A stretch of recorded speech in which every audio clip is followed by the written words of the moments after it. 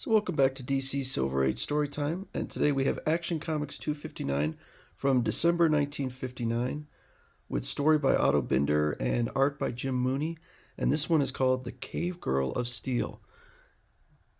Is it an eagle? A giant bat? A winged reptile? No, it's the flying girl again. Such are the startled thoughts that grip cavemen of long ago when a girl with superpowers patrols their valley. Who can this mighty miss be that battles the powerful dinosaurs of that prehistoric age? Yes, you guessed it. It's none other than Supergirl of the 20th century when she hurtles back into the Stone Age and becomes the Cave Girl of Steel. So you're the Tyrannosaurus Rex, the fiercest dinosaur that ever lived, eh? Well, let those cave people alone and find your dinner elsewhere. So we open with Supergirl. She's in her room at the orphanage, Midvale Orphanage, when she spots across the courtyard a child has gotten trapped in a plastic bag and is suffocating. So she uses her X-ray vision to send a beam over that opens it up. Now, I guess that means that she can send it through a wall. I don't think she's slicing the wall or several walls. So she's very, I guess she can really direct that X-ray vision. And so she she assumes that they'll think that it was the baby's hand that sliced it open. Not the baby, but there's a doll here, and the nurse indeed does. So later she's watching Superman perform some amazing feats, and she wishes she could do it too. And she decides, well, if I go back in time, I can do pretty much whatever I want. And so she does. She breaks through the time barrier and discovers in the prehistoric age a valley where dinosaurs and humans are living at the same time. A pterodactyl swoops down and grabs a baby, and so she flies up. She lifts up another dinosaur, a triceratops, which causes the pterodactyl to get startled and drop the baby, and she catches the baby. York, York, I suppose this Stone Age tribe is cheering me. Maybe I'm a ham, but their cheers are music to my ears.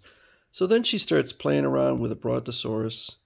The brontosaurus is trying to whack her with its tail and smash her on a rock, but she is invulnerable, so she can't be harmed.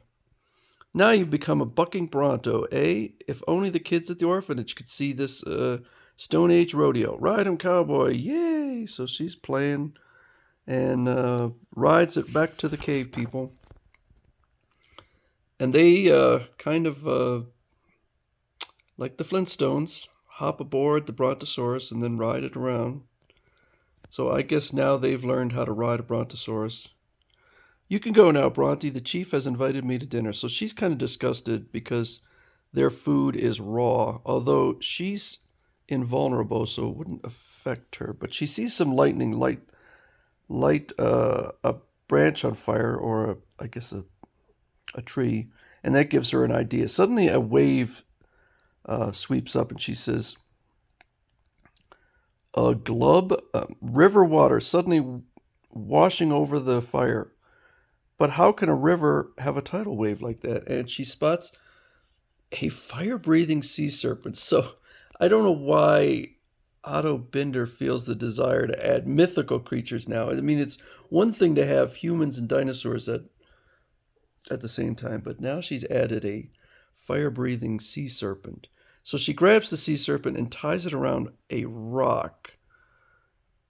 And when the sea serpent breathes fire, it relights the firewood.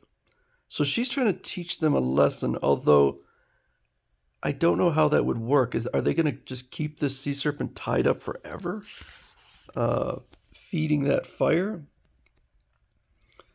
I'll make a big... okay, so she's teaching them that the fire, if it's big enough, will chase off the sea serpent. Okay, this is getting a little confusing. If they build up a roaring fire hotter than the sea serpent's flame breath, he'll retreat. It's fighting fire with fire. I'm sure the chief has caught on and is telling his men they need to never fear the sea serpent again. But only if she can keep that fire lit, or if they can keep the fire lit forever, or because she hasn't really taught them how to start the fire. Unless they're going to capture the sea serpent over and over again. Anyway, so they're all happy. Well, back across the time barrier to the 20th century, I have to resume the quiet, humdrum life of Linda Lee. But for once, I had real super excitement, and I didn't disobey Superman and reveal my existence in this age. But I saw this one coming.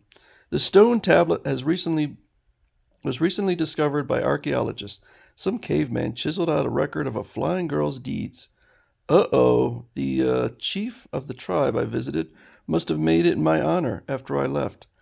Will it lead the guide to suspect that I exist? Bah, the superstitious Stone Age people only imagined such a flying goddess aided them. I know better, but there are times when silence is golden. So that's Supergirl's travel back in time to the caveman age.